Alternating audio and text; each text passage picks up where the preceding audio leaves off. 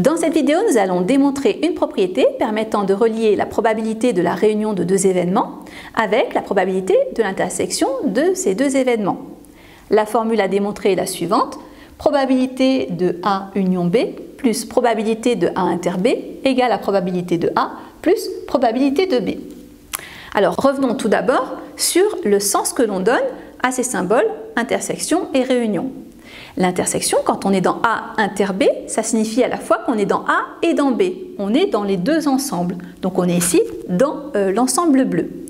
Quand on est dans la réunion, quand on est dans A union B, ça veut dire qu'on est soit en A, soit en B, soit dans les deux ensembles. Donc on est dans l'ensemble rouge, ou alors dans l'ensemble vert, ou alors dans l'ensemble bleu.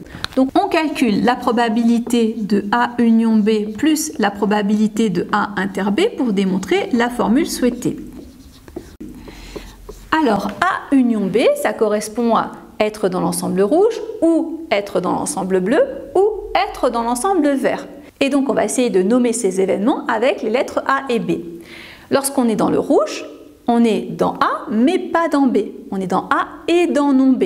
Donc cela s'écrit A et non B. Ou alors, on est dans le bleu. Donc quand on est dans le bleu, on est dans A et dans B. Donc ça s'écrit A inter B. Ou alors, on est dans le vert, c'est-à-dire qu'on est dans B mais pas dans A. On est dans non A et dans B. Donc on a écrit ici A union B. On rajoute à cette probabilité la probabilité de A inter B. Comme P est une probabilité sur l'univers oméga, on sait qu'elle respecte la condition suivante: la probabilité de la réunion d'événements disjoints est égale à la somme des probabilités de ces événements. Ces trois événements ici sont disjoints.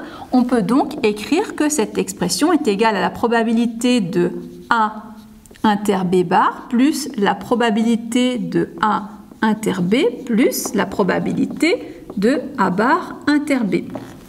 Et on rajoute la probabilité de A inter B. On va calculer ces deux probabilités ensemble et ces deux autres ensemble. A inter B bar et A inter B sont des événements disjoints. On va pouvoir appliquer de nouveau la propriété que l'on vient de voir, mais dans l'autre sens. On additionne des probabilités d'événements disjoints. On peut donc dire que c'est la probabilité de A inter B bar réunie avec A inter B. De même ici, ces deux événements sont disjoints. On peut donc regrouper la probabilité de A bar inter B union A inter B. A inter B bar union A inter B. Eh bien, ça représente la réunion entre l'ensemble rouge et l'ensemble bleu, c'est-à-dire qu'en fait, c'est A. On obtient donc ici la probabilité de A. A bar inter B, c'est l'ensemble qui est vert. A inter B, c'est l'ensemble qui est bleu. Donc le vert avec le bleu, c'est exactement l'ensemble B. Donc, on vient de trouver P de B. Donc la démonstration est ainsi terminée. La probabilité de A union B plus la probabilité de A inter B est égale à P de A plus B de B.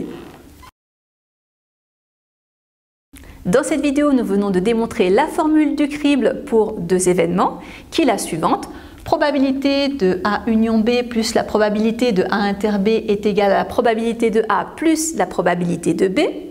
Cette formule, nous pourrons l'utiliser lorsque nous connaîtrons les probabilités des deux événements A et B et de leur intersection pour trouver la probabilité de la réunion, ou inversement, quand on connaît la probabilité de la réunion et des deux ensembles, on connaîtra la probabilité de l'intersection de ces ensembles. Pour effectuer cette démonstration, on a utilisé un diagramme de Venn qui a été pratique lorsque l'on souhaite étudier la réunion ou l'intersection de plusieurs ensembles. Et enfin, on a utilisé une propriété des probabilités qui est que la probabilité de la réunion d'événements disjoints est égale à la somme des probabilités de chacun de ces événements. Mais attention, cette formule n'est valable que pour des événements disjoints. Eh bien, je vous remercie d'avoir regardé cette vidéo. À bientôt!